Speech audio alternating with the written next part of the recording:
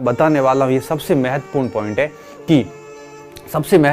है कि आपको अब अपना समय सारणी क्या रखनी है, अब अपनी टाइम टेबल क्या रखना है, समय सारणी क्या रखनी है कि आपका जो है वो सिलेक्शन सुनिश्चित हो जाए। अब चयन के लिए आपको क्या करना है, ध्यान से सुनना और कोशिश ये करना है कि हो सके तो उसको फॉलो करने का प्रयास भी करना। मैं आपको सिर्फ 3 फॉर्मूले दे रहा हूँ, उन 3 फॉर्मूलों को अगर आप 4 महीने फॉलो करते हो तो मैं आपको आज लिख के दे रहा हूँ कि आपका सिलेक्शन कोई रोक नहीं सकता। और मुझे बहुत अच्छे से पता है कि आप इसको फॉलो नहीं कर पाओगे, बहुत कम बच्चे होंगे जो इसको फॉलो कर पाएंगे। मैं सिर्फ आपको 3 फॉर्मूले दे रहा हूँ और इन 3 फॉर्मूले मैं कई बार पहले भी दे चुका हूँ, आज भी दे रहा हूँ। सबसे पहला फॉर्मूला दे रहा हूँ 888 का। ये फॉर्मूला क्या है, 8 घंटे आप रेस्ट कीजिए आराम से। 8 घंटे आपको रेस्ट करनी है, मतलब करनी है, क्योंकि रेस्ट बहुत ज़रूरी है। दूसरी चीज़, 8 घंटे आपको स्टडी करनी है, मतलब करनी है। दिन में 8 घंटे और बच गए, इस 8 घंटे का आप उपयोग कैसे करते हैं ये आपके ऊपर निर्भर है। आप इस 8 घंटे को आप खेल कूद में भी आप इसके ऊपर इसको ख़राब कर सकते हैं, इन्वेस्ट कर सकते हैं। आप दोस्तों के साथ समय व्यतीत कर सकते हैं, आप और काम भी कर सकते हैं, या हो सकता है कि आप 4 घंटे 5 घंटे घरेलू काम कर लिए, 3 घंटे इसको स्टडी के साथ ऐड करके स्टडी को 11 घंटे कर दिया। ये आपके ऊपर डिपेंड है। लेकिन मैं सिर्फ इतना कहूँगा कि इन 8 घंटों को डेली को कम से कम आपको स्टडी में 8 घंटे देने हैं, मतलब देने हैं। इसके अलावा अगर आप 1-2 घंटे रेस्ट से भी निकालते हो, 3 घंटे इधर से निकाल के 4 घंटे और ऐड करते हो, ये तो आपकी महानता है। ये तो आपको डेफिनेटली और आगे ले जाएगा। दुनिया से सफलता के लिए दुनिया से एक कदम आगे रहना पड़ता है। दुनिया से एक कदम आगे रहना वाला व्यक्ति कभी जिंदगी में असफल नहीं हो सकता।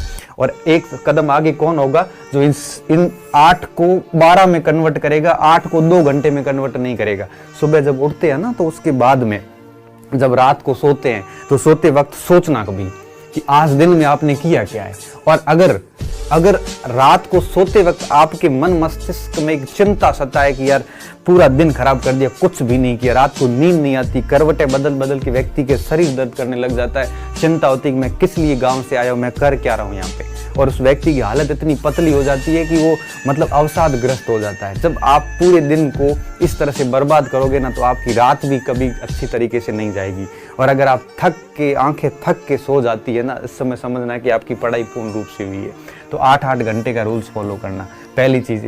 इस समय एक चीज़ और ध्यान रखना, कभी पढ़ाई को घंटों में काउंट करने की गलती मत करना। लड़के पूछते हैं स्टूडेंट मेरे को, सर कितने घंटे पढ़ें, 8 घंटे पढ़ लूँ, 4 घंटे पढ़ लूँ। मैं तो सिर्फ इतना कहूँगा, आपकी औकात पे डिपेंड करता है। आपकी आंखें कब तक थकती है तब तक पढ़िए आप। आपको लगता है कि 15 घंटे पढ़ लिया, अब आंखें काम नहीं कर रही है, उस समय आराम से सो जाइए। अगर आपको लगता है कि आज 6 घंटे पढ़ लिया, 7 घंटे पढ़ लिया, मन नहीं, मत पढ़िए।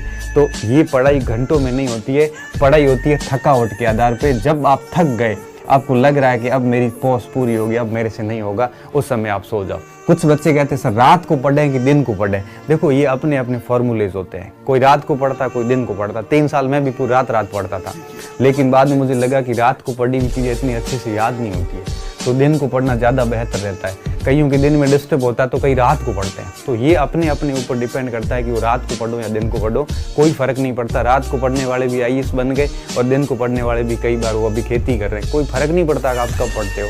तो कोई ज़रूरी नहीं रात को पढ़ो या दिन को पढ़ो। कोई पूछता है कि सर सो के पढ़ें या बैठे बैठे पढ़ें, क्या फ़र्क पड़ता है। जब मन होता है सो के पढ़ लो, थक गए उठ गए, वापस बैठ के पढ़ लो, घूमते घूमते पढ़ लो, कैसे भी पढ़ो, पढ़ना है। और आसपास में कोई रोंदू व्यक्ति रख लिया रोने वाला, तो आपको 11 घंटे की जगह 1 घंटे में लेके आ जाएगा। इसलिए ध्यान रखना, ऐसे रोने वाले व्यक्तियों से हमेशा दूर रहना। रोने वाला व्यक्ति कैसा होता है, हर वक्त रोता रहेगा, परीक्षा है कौन, फिर थोड़ी देर घूम के आएगा, अपना नंबर क्या था। अब ऐसे रोने वाले व्यक्ति अगर पास में रख लिए तो आपको कुछ नहीं करने देगा। आप में भले कितने भी कैलिबर क्यों हो, कितनी भी काबिलियत क्यों, ऐसा रोने वाला व्यक्ति आपको आगे नहीं बढ़ने देगा। तो मैं सभी स्टूडेंट्स को यही कहूँगा, ऐसे रोने वाले व्यक्तियों को उससे दूरी जल्दी बना लो आप। ये रोने वाले रोंदू व्यक्ति जितने भी हैं, ये नकारात्मक व्यक्ति आपको कुछ नहीं करने देंगे, इसलिए ऐसे लोगों से दूर रहना। दूसरा फॉर्मूला मैं दूंगा 5+2 का। मैंने आपको पहले भी बताया और आप वापस कह रहा हूँ। आपको क्या करना है, 5+2 का रूल्स फॉलो करना है। क्या करना, जैसे मैं बताता हूँ। ये 4 सप्ताह होते हैं हमारे महीने में, ठीक है। पहला सप्ताह आपको क्या किया, आपने मंडे से लेके फ्राइडे तक दबा के पढ़ाई करी। उसके बाद में सैटरडे और संडे ये 2 दिन आपने क्या किया, रिवीजन किया। अगला सप्ताह आया, फ्राइडे में जहां आपने छोड़ा था मंडे को वापस वहीं से शुरू कीजिए, फ्राइडे तक लाइए और वापस सैटरडे और संडे को इस सप्ताह की प्लस इस सप्ताह की दोनों सप्ताह का रिवीजन कर लीजिए। तीसरा सप्ताह जैसे आएगा वापस फ्राइडे को जहां छोड़ा था वहां मंडे से स्टार्ट कीजिए, फ्राइडे तक लाइए, वापस आप सैटरडे संडे पे आ जाइए। सैटरडे संडे को इन तीनों सप्ताह का रिवीजन कर लीजिए और चौथे सप्ताह का ये कर लीजिए। तो इससे क्या होगा, आप जो है वो कम से कम 1 महीने में 8 से 10 दिन तक तो रिवीजन हो जाएगा और 20-25 दिन आपकी अच्छे से स्टडी हो जाएगी। तो 5+2 का रूल्स फॉलो करना और 8-8 इस चीज़ का स्पेशली ध्यान रखना। हम बच्चे अगर फेल होते हैं ना तो उसके सबसे पीछे कारण क्या जिम्मेदार होता है कि हम रिवीजन नहीं करते। हम पढ़ते जाते हैं, यात्रा करते जाते हैं, पीछे कौन से गाँव चले गए कुछ भी नहीं